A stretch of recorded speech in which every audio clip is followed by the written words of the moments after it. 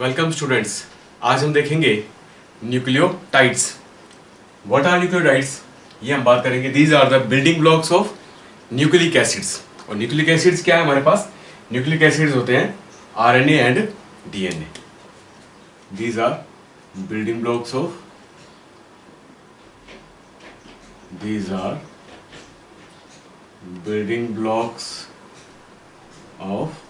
Nucleic acids. Nucleic acids के ये building blocks होते हैं। They are acting as a monomer units. और न्यूक्लिक एसिड्स में हमारे पास क्या रहते हैं? डीएनए और आरएनए। ये दो हमारे पास एसिड्स होते हैं, डीऑक्सीराइबोज न्यूक्लिक एसिड और राइबोज न्यूक्लिक एसिड। इनको बनाने में जो सबसे मेन रोल है that is of nucleotides, and they also act as monomers. मतलब ये सिंगल यूनिट्स की तरह काम करते हैं, and the number of units unite together and they form the long chains of these monomers and they become polymers and they form the nucleic acids। वो nucleic acids बनाते हैं। अब यहाँ पे हम बात करते हैं ये जो न्यूक्लियोटाइड्स होते हैं, और एक और यहाँ पे यही सेल्स के लिए एनर्जी ट्रांसफर का काम भी करते हैं। They also transfer the energy for cell.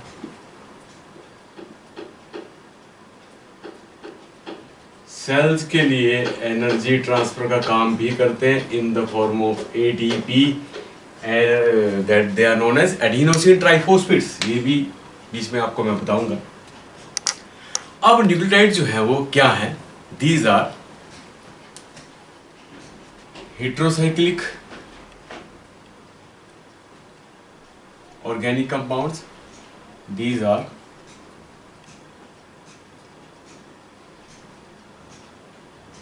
heterocyclic organic compounds or molecules are composed of carbon, hydrogen, oxygen, nitrogen। ये इनमें मोस्टली ये रहते हैं, और फॉस्फोरस एंड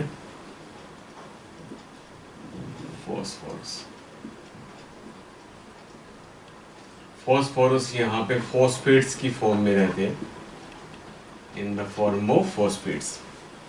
ये इनके मेन कॉन्स्टिट्यूएंट्स हैं। अब हम बात कर रहे हैं, ये देखेंगे कि होते क्या है ये न्यूक्लियोटाइड्स जो है। बेसिकली they are, इनको भी हम क्या करते हैं, इनकी जो मेन कंपोजिशन है, they are composed of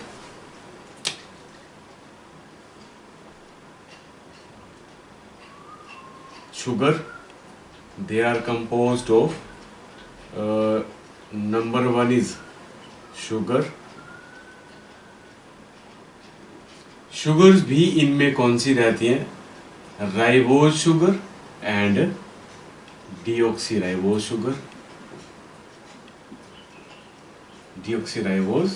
sugar. और दूसरा इसमें पार्ट क्या रहता है? Phosphate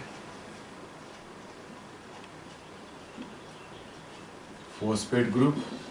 they are in the form of H3PO4, that is phosphoric acid। यहीं से ये फॉस्फेट ग्रुप बनता है और that is attaching here. And third part is the main basic part, that is known as nitrogenous base.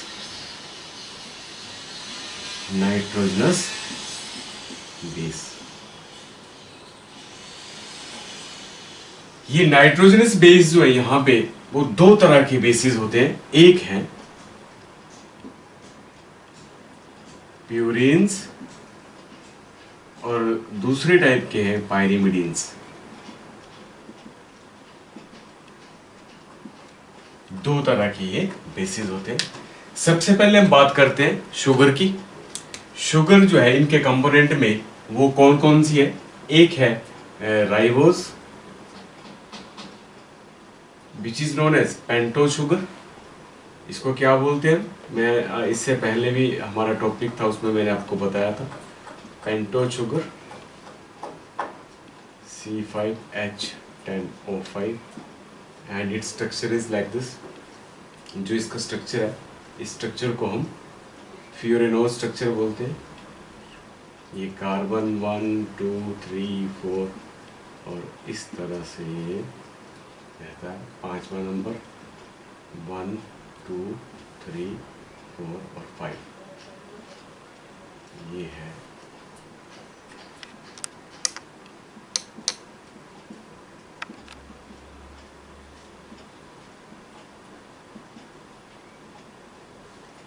One two three four five, ये जो structure है ये राइबोज का स्ट्रक्चर है।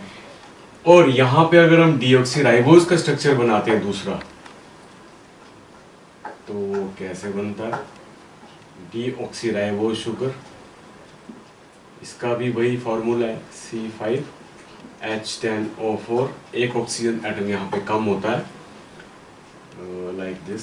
जरा सा फर्क पड़ेगा इसमें, ये ऐसे 1 2 3 4 5 1 2 3 4 एंड 5।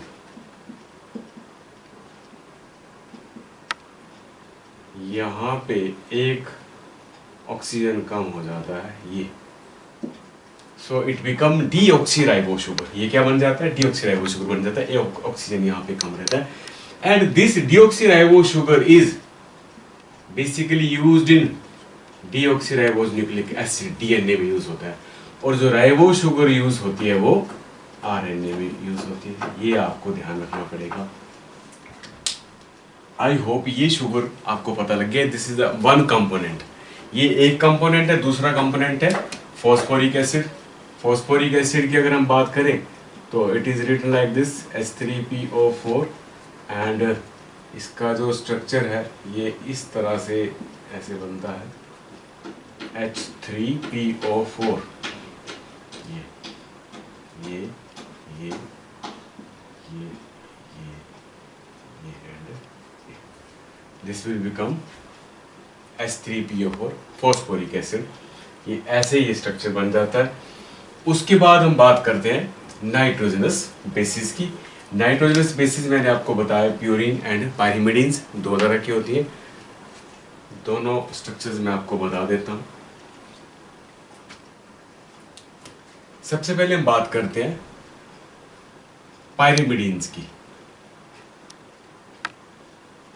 पाइरिमिडीन्स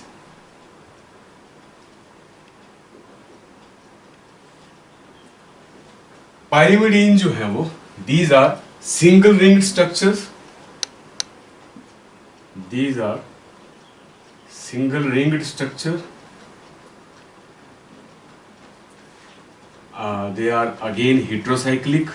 ये भी कैसी होती है? हेट्रोसाइक्लिक रिंग होती है ये, बट सिंगल रिंग होती है। And they are what they are containing? They contains nitrogen mainly. They contain nitrogen at 1 and 3 positions in the ring. एक और 3 पोजीशन पे इस पे नाइट्रोजन होता है। और ये पाइरिमिडीन जो है वो 3 टाइप की हैं। कौन कौन सी? Number 1 cytosine, number 2 thymine and number 3 is uracil. इनकी स्ट्रक्चरल फॉर्मेशन किस तरह से आसानी से हम याद रखेंगे, मैं आपको ये बता देता हूं कैसे हम बनाएंगे। यहां पे एक बार इसको रब कर लेता हूं।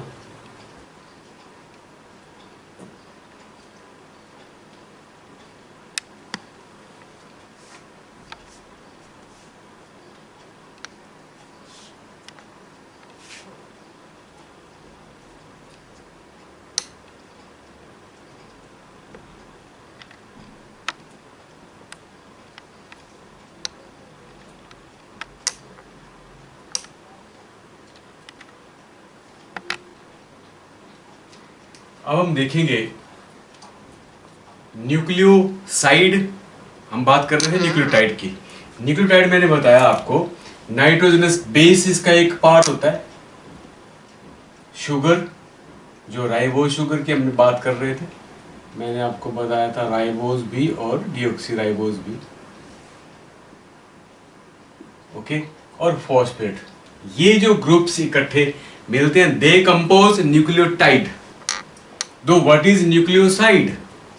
साइड का जो वर्ड है वो यहीं से आ रहा है। न्यूक्लियो मींस यहाँ पे नाइट्रोजनस बेस जो मेन पार्ट है वो, प्लस शुगर। अगर ये दोनों मिलते हैं शुगर में, कोई भी यहाँ पे हम बात कर सकते हैं राइबोज और डीऑक्सीराइबोज शुगर की अगर हम बात करते हैं तो इट बिकम न्यूक्लियोसाइड। न्यूक्लियोसाइड ये हो जाती है न्यूक्लियोसाइड।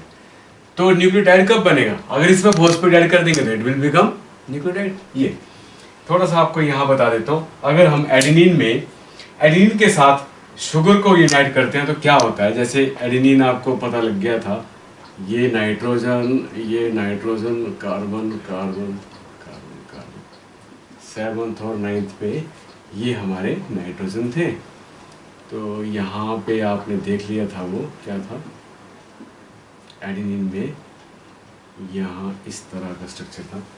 तो ये है हमारे पास sugar, ribose sugar. It will compose here with this one CH2O and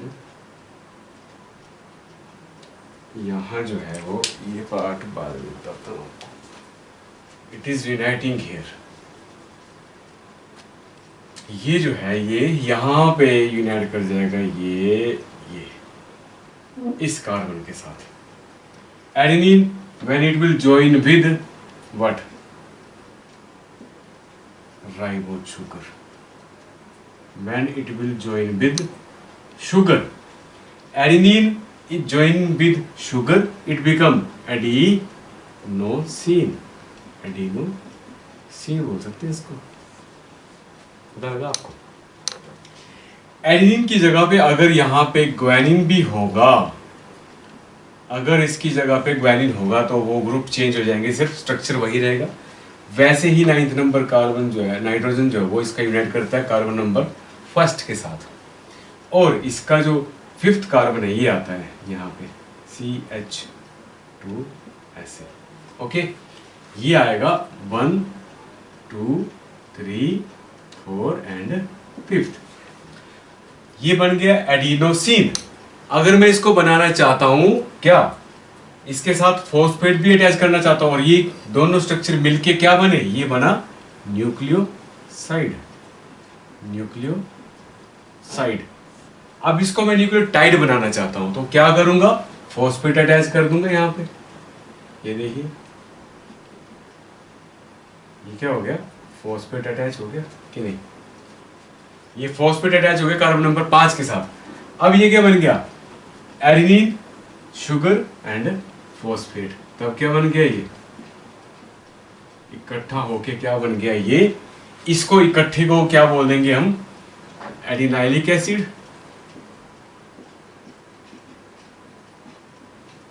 phosphate जो है वो इसको एसिडिक ग्रुप पार्ट देता है, बेस जो है वो इसका बेसिक पार्ट होता है, और साथ में इसकी शुगर यूनाइट करती है। तो ये क्या बन गया, एडिनिन शुगर एंड फॉस्फेट। इसको इकट्ठा बोल दिया एडिनाइलिक एसिड, और एक फॉस्फेट ज्वाइन किया हुआ है यहाँ पे सिंगल, तो हम इसको बोल सकते हैं कि एडिनोसिन। अभी लिखा था हमने ये एडिनोसिन, एडिनिन और शुगर, एडिनोसिन सिंगल फॉस्फेट ही है, तो क्या बन जाएगा, मोनोफॉस्फेट।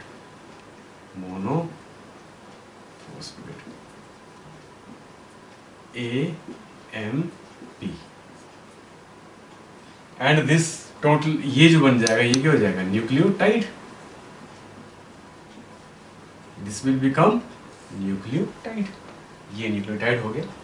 इसकी जगह पे ये था 2 रिंग स्ट्रक्चर, एडेनिन था।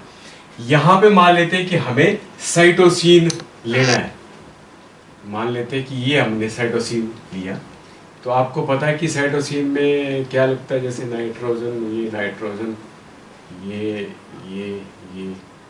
क्या लेते थे हम यहाँ पे, इस तरह का ये ग्रुप लेते थे। जब इसको हमने यूनाइट करना है तो 1 और ये इसका 3 पोजीशंस पे, अब इस पे इसकी जो है शुगर के साथ यूनाइट करेंगे इसको।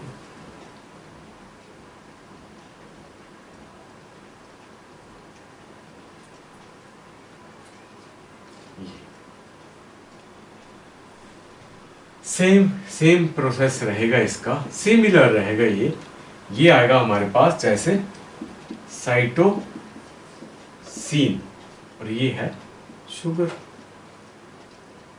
ओके, साइटोसिन शुगर, तो ये क्या बन गया, मीन्स साइटिडीन ये बन गया। और ये दो चीजें ज्वाइन करके बनाई हमने, तो ये क्या बन गया, न्यूक्लियोसाइड बन गया। फिर से यहाँ पे CH2 ये, और अगर यहाँ पे फॉस्फेट लगा देते हैं तो फिर से ही क्या बन जाएगा, न्यूक्लियोटाइड बोलेंगे इसको, और ये बन जाएगा साइटिडाइनिलिक एसिड, साइटिडाइनिलिक एसिड। और इसको हम क्या बोल सकते हैं, साइटोसिन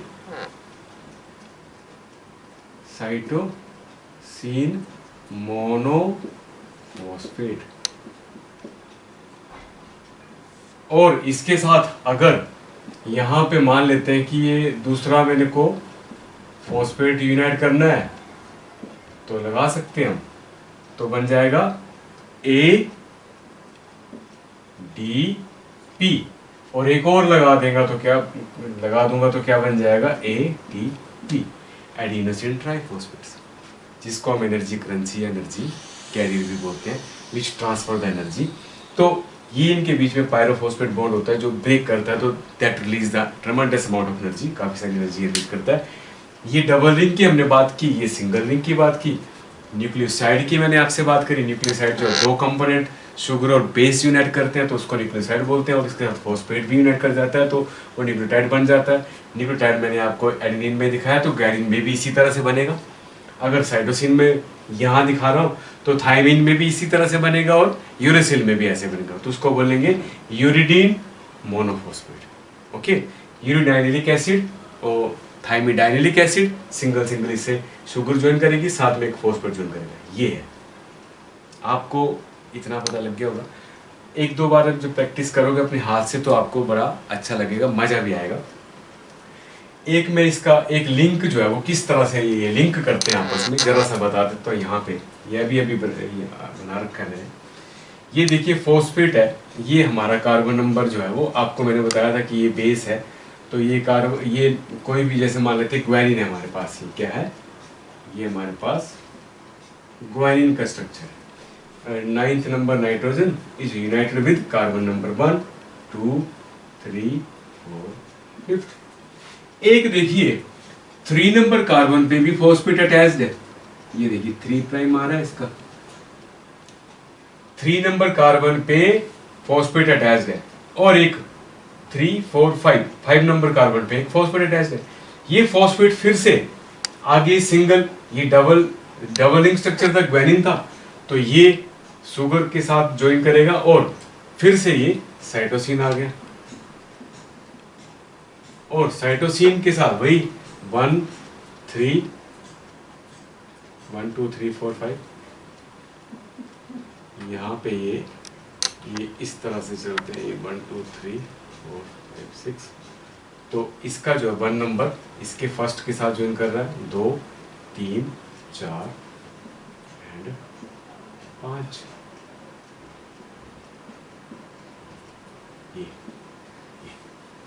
ये 5th नंबर कार्बन पे आ गया। 5th नंबर कार्बन पे फॉस्फेट इस तरह से ज्वाइन करेगा, और ये 3rd नंबर इस तरह, 3rd नंबर 5th फिर 3rd। तो अगर ये इस तरह से हम लेंगे, ये कौन सा फॉर्म हो जाएगा, 5 प्राइम टू 3 प्राइम, ये होता है 5 प्राइम टू 3 प्राइम। 5वां नंबर कार्बन का फॉस्फेट के साथ कैसे यूनाइट करता है शुगर का ये, और 3 प्राइम ये। तो ये डायरेक्शन आती, इसकी उल्टी ऑपोजिट एंटी पैरेलल डायरेक्शन जो उसी तरह से चलेगी, वो हम डीएनए के स्ट्रक्चर में आपको मैं बताऊंगा किस तरह से ये आपस में, ग्वानिन यहाँ पे है तो इसके ऑपोजिट साइटोसिन आता है, अगर साइटोसिन यहाँ पे है तो इसके ऑपोजिट ग्वानिन आएगा, और वो किस तरह से आपस में हाइड्रोजन बॉन्ड से बॉन्डिंग करेंगे, ये हम वहाँ पे देखेंगे। आई होप के यहाँ तक आपको काफ़ी क्लियर पता लग गया होगा। अब थोड़ी सी हाथ से ज़रा प्रैक्टिस करें और इसको मज़े से करें, इसको आप बड़ा क्रैम ना करें, ये समझे कि इस तरह से हमें ज्वाइन करना है, इसका नाइट्रोजन यहाँ से ज्वाइन करना है, ये ज्वाइन करना है, फिर आप आराम से कर लोगे। ये यहाँ पे हमने AMP बनाया, फिर ADP बनाया, फिर ATP बना दिया, तीसरा फॉस्फेट अगर लगा दोगे आप तो ATP बन जाएगा। उसी तरह से CTP, CNP, TTP, थाइमिडीन के साथ, यूरेडिन के साथ, सभी के साथ ये स्ट्रक्चर हम बना सकते हैं। आई होप कि आपको अच्छे से क्लियरली पता लग गया होगा। Thank you for watching it.